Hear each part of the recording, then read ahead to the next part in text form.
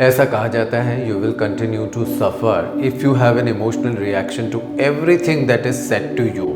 ऐसी बहुत सारी बातें हैं जिनको हमें नज़रअंदाज करना पड़ेगा।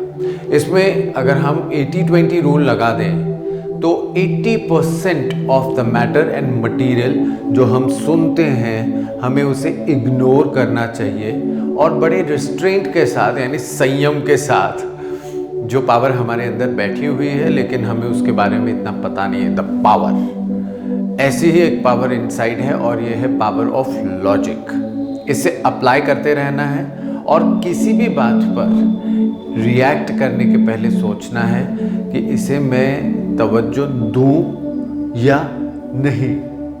तो there is not at all any need to give attention, to pay attention to everything that is said to you।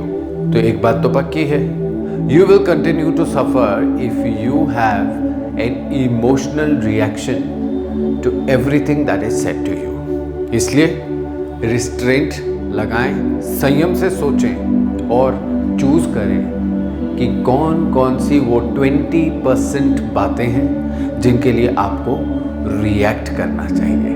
Anger management programmes आजकल बहुत कॉमन है और बड़े पॉपुलर भी हैं। How can somebody else be able to manage my anger? ये तो मेरी खुद की समझ होनी चाहिए कि अगर गुस्सा आता है तो उसे मैं कैसे कंट्रोल करूं। तो इसके लिए एक बहुत छोटा सा फंडा है, सिंपल सी बात है। यदि किसी ने मुझे कुछ कहा और उसके वर्ड्स के द्वारा मैं रिएक्ट कर गया, यानी उसके वर्ड्स ने मुझे कंट्रोल कर लिया, तो मैं किसी से भी कंट्रोल हो सकता हूं। मुझे बार बार अपने आप को कहना चाहिए somebody else's words cannot control me, my controls are within my reach, within my hands। तो ये स्ट्रेंथ बढ़ेगी। This is the strength to control you, to control your anger। Anger management के लिए कोई शक्ति ऊपर से आने वाली नहीं है, थोड़ी सी समझ को चेंज करना है और ये बात हमें हमेशा याद रखनी है। Can somebody else's words control me? No। So I think it's very clear. If words can control you, anybody in the world can control you।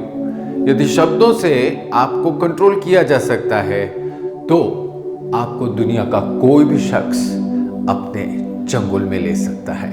इसलिए to have your own life, free life, life with strength, life with power, make sure your controls are within your reach and keep telling you, words cannot control me, words cannot control me, words cannot control me।